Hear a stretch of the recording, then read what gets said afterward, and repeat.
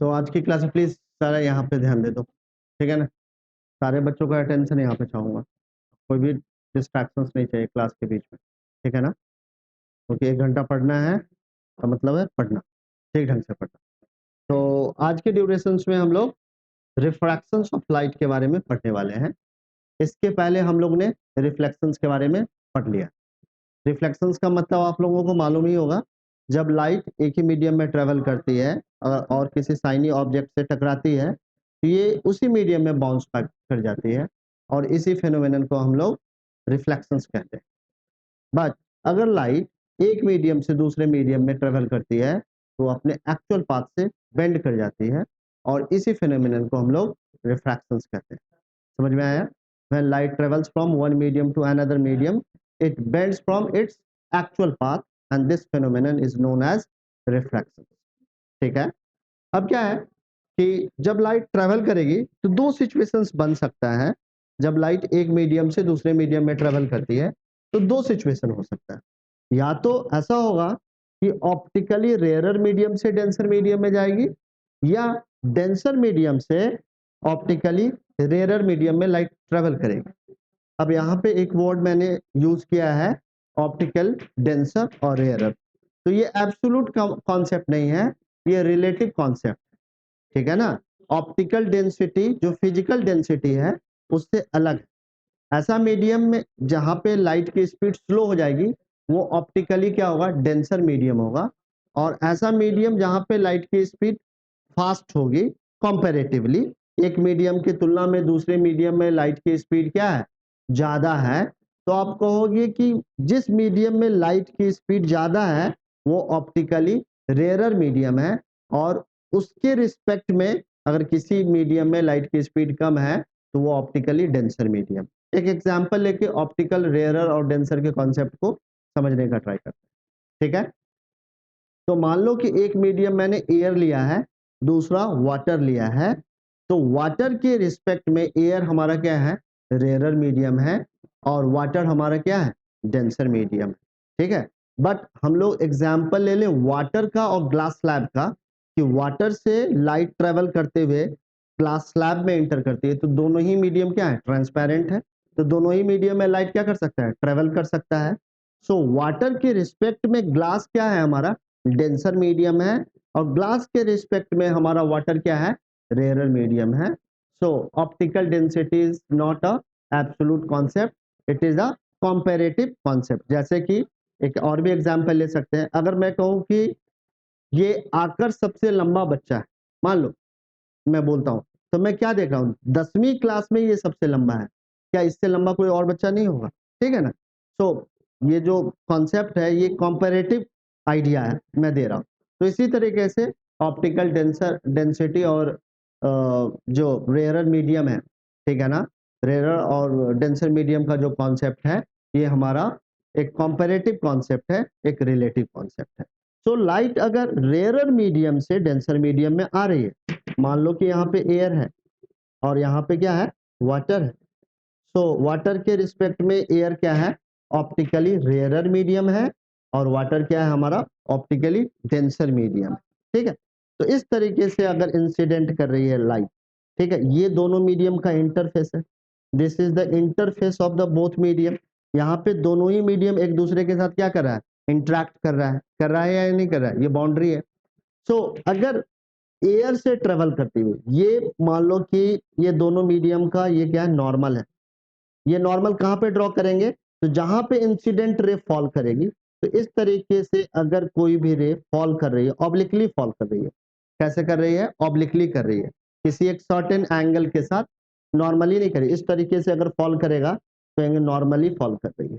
But अगर obliquely fall कर रही है, ठीक है ना, तो देखोगे कि जहां पे जिस पॉइंट पे ये फॉल कर रही है उस पॉइंट पे एक परपेंडिकुलर लाइन आप ड्रॉ कर सकते हो और इसी परपेंडिकुलर लाइन को हम लोग नॉर्मल कहते हैं, ठीक है। तो इस पॉइंट ऑफ इंसिडेंस पे ये वाली लाइन हमारी क्या है, नॉर्मल है या नहीं। सो अगर ये ray of light obliquely fall करेगी तो ये अपने एक्चुअल पाथ से बेंड हो जाएगी, इसका एक्चुअल पाथ ये होना चाहिए था, बट ये अपने एक्चुअल पाथ से नहीं जाएगी क्योंकि दोनों मीडियम में लाइट की स्पीड क्या है, अलग अलग है, और इसी स्पीड के अलग होने के कारण ये रेयर मीडियम से अगर डेंसर मीडियम में ट्रेवल करेगी तो ये नॉर्मल की तरफ बेंड हो जाएगी, यानी कि अपने एक्चुअल पाथ से नॉर्मल की तरफ जाएगी। नॉर्मल ये है, तो ये जो आपका रिफ्रैक्टेड रे है वो क्या है, नॉर्मल की तरफ बेंड कर रही है। ये तभी होगा when the light ray travelling from the rare medium to the denser medium. इसके कन्वर्सली अगर लाइट की रे डेंसर मीडियम से रेयर मीडियम में जा रही है तो क्या होगा, क्या सिचुएशन वैसा ही होगा? क्या रिफ्रैक्टेड रे हमारा नॉर्मल की तरफ ही बेंड करेगा? तो ऐसा नहीं होगा। अब हमारा देखेंगे कि जो रिफ्रैक्टेड रे होगा वो away from the normal when light travels from the denser medium to the rare medium. मान लो कि यहाँ पे वाटर, ऊपर में हमारा क्या है, वाटर है, और नीचे में क्या है, एयर है। तो नीचे में हमारा क्या है, वाटर मीडियम से लाइट इंटर कर रही है एयर मीडियम में। तो एयर क्या है हमारा, रेयर मीडियम है, और वाटर क्या है, डेंसर मीडियम है। तो रेयर मीडियम से अगर डेंसर मीडियम में ट्रेवल करेगी तो इसकी जो रेफ्रैक्टेड रे होगी वो अबे फ्रॉम द नॉर्मल मुड़ जाएगी। ठीक है, समझ में आ रहा है? सो ये दो सिचुएशन है। तो पहले सिचुएशंस में ये लिखा हुआ है कि when light travels from a rare medium to a denser medium it bends toward the normal. So this is the first situation. ये सिचुएशन कहाँ पे हो रहा है, यहाँ पे हो रहा है। But when the light travels from denser medium to the rare medium, so this situation is occurring here, यहाँ पे हो रहा है वो सिचुएशन। सो यहाँ पे आप देखेंगे it bends away from the normal. ये नॉर्मल से क्या होगी, ये एक्चुअल पाथ होना चाहिए था, तो नॉर्मल ये इधर की तरफ गई है, तो ये नॉर्मल से अवे जा रहा है। तो ये सेकंड सिचुएशन में ऐसा होता। तो आप लोगों को समझ में आया या नहीं आया यहाँ पे? सो पूरे अगर हम लोग इस पूरे स्लाइड को नट सेल बताएं या समराइज करने का ट्राई करें तो यहाँ पे हमने यही समझा है कि when light travels obliquely from one transparent medium to another transparent medium it gets bent, and this bending of light is called refraction of light. So this is the first concept. ठीक है, दूसरे concept में क्या हमने सीखा, when light travels from the rarer medium to denser medium it bends toward the normal, and when light travels from the denser to rarer it's bend away from normal. ठीक है, याद रखना है, आकर इधर ध्यान दे दो। ठीक है ना, अभी अटेंशन मेरे को चाहिए, अभी तो स्टार्ट किया है क्लास, 15 मिनट एकदम से फोकस्ड होना चाहिए आपको। ठीक है, एकदम ध्यान लगा के पढ़ना है। तो इस तरीके से पहली स्लाइड को हमने समझ लिया है। अब क्या करते हैं कि यहाँ पे देखो कि हम लोग समझने वाले हैं refraction of light through a rectangular glass slab. अगर ग्लास स्लैब से होके कोई लाइट ट्रेवल कर रही है तो किस तरीके से उसका रिफ्रैक्शन होगा, किस तरीके से बेंड करेगी, इसके बारे में हम लोग बात करेंगे। तो यहाँ पे सबसे पहले हम लोगों ने एक ग्लास स्लैब लगा दिया है। अब ग्लास स्लैब को एनालाइज करें तो ग्लास स्लैब के ऊपर में जो मीडियम है वो भी एयर है, और ग्लास स्लैब मान लो कि इतना थिक है तो इसके नीचे वाले मीडियम में भी क्या होगा, एयर होगा। तो दो सिचुएशंस बनेगा, एक बार तो हमारा लाइट एयर से ग्लास में ट्रेवल करेगा, यानी कि रेयर से डेंसर मीडियम में ट्रेवल करेगा।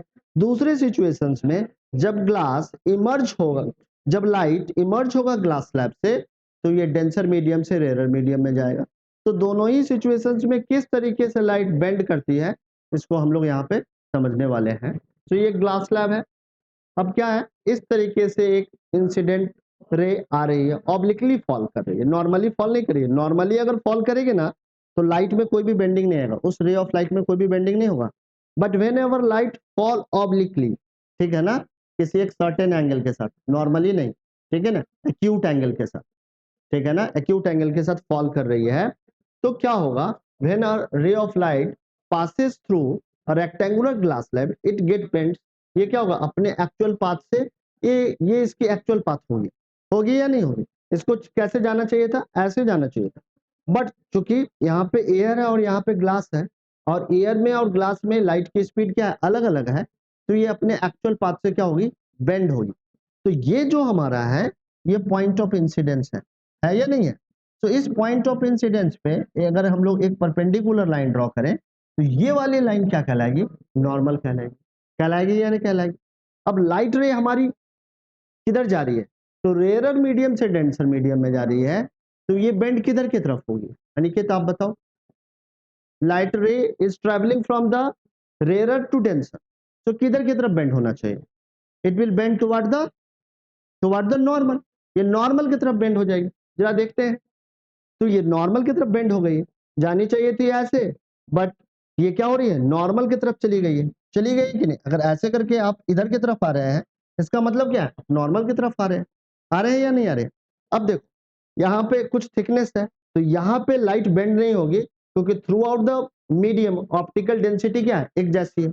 अगर ऑप्टिकल डेंसिटी एक जैसी है, तो बेंडिंग ऑफ लाइट नहीं होगा। Light always travels in the straight line path, ये स्ट्रेट लाइन पाथ में ही ट्रेवल करेगी अगर सेम मीडियम में ट्रेवल कर रही है, ठीक है।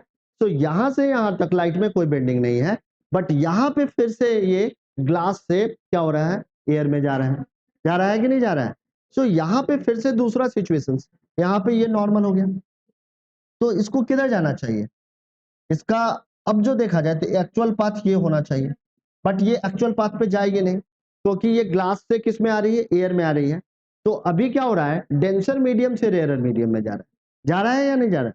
तो अगर डेंसर मीडियम से रेयर मीडियम में जाएगा तो किधर बेंड होगा? आप बताओ किधर होगा? हाँ, ये हमारा क्या अवे फ्रॉम द नॉर्मल होगा कि नहीं होगा? जवाब क्यों नहीं आ रहा है? जवाब आना चाहिए आप लोग के साइड से, ठीक है ना। It will bend away from the normal, तो नॉर्मल से दूर चली जाएगी। देखो नॉर्मल से दूर जा रही है, ये किधर की तरफ बेंड हुआ है? दूर चली गई है, तो नॉर्मल से दूर चली गई है, ठीक है। सो एक्चुअल कितना डिस्प्लेसमेंट आया है?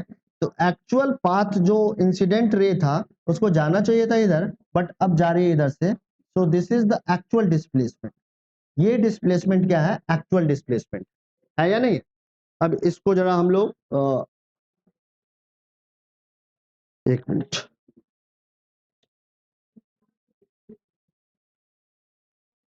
हाँ जी। सो अब आप देखोगे तो ये एक्चुअल डिस्प्लेसमेंट है, जाना चाहिए था इधर से, बट आपकी जो रे है it is going from this direction, so this is the actual displacement. अब क्या है? This is the angle of incidence, the angle between the incident रे and the normal is called the angle of incidence. This angle, ये angle क्या है? It is the angle of refraction. So angle between the refracted रे and the normal is called angle of refraction, and this is the angle of emergence. Since this is the emergent ray, it is exiting from the glass slab, so this ray is called as emergent ray.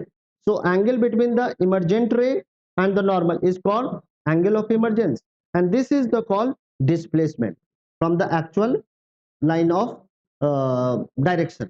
जो actual directions है उससे कितना displace हुआ है? तो ये अगर D displacement है तो कह सकते हैं कि यहां से यहां रे आपकी आ गई है, सो दिस इज द डिस्प्लेसमेंट। तो इस तरीके से जब भी लाइट एक ग्लास स्लैब को क्रॉस करेगी तो इस तरीके के इवेंट्स आपको देखने को मिलेंगे, ठीक है। यहाँ पे क्या क्या पूछा जा सकता है? तो एंगल ऑफ इमरजेंसी के बारे में पूछा जा सकता है, यहाँ पे डिस्प्लेसमेंट के बारे में पूछा जा सकता है, या इस पूरे एक्टिविटी को एक्सप्लेन करने के भी बारे में पूछा जा चुका है। तो ये क्वेश्चन यहाँ से अराइज हो सकते हैं। समझ में आया या नहीं आया? नहीं आया तो आप लोग पूछ सकते हो मेरे से क्वेरी कि सर यहाँ वाला इस वाले पॉइंट पे दिक्कत आ रही है, यहाँ पे तो समझ में ही नहीं आ रहा है, ठीक है। समझ में आ रहा है? ठीक, अब आगे बढ़ते। अब हम लोग पढ़ने वाले हैं laws of refraction of light. जिस तरीके से लॉज ऑफ रिफ्लेक्शन था उसी तरीके से हमारा लॉज ऑफ रिफ्रैक्शन भी है। So there are two laws of refraction. पहला क्या कह रहा है? पहला कह रहा है the incident ray, the refracted ray and the normal to the interface of the two transparent media at the point of incidence all lie in the same plane, all lie in the same plane। एक minute hold करना।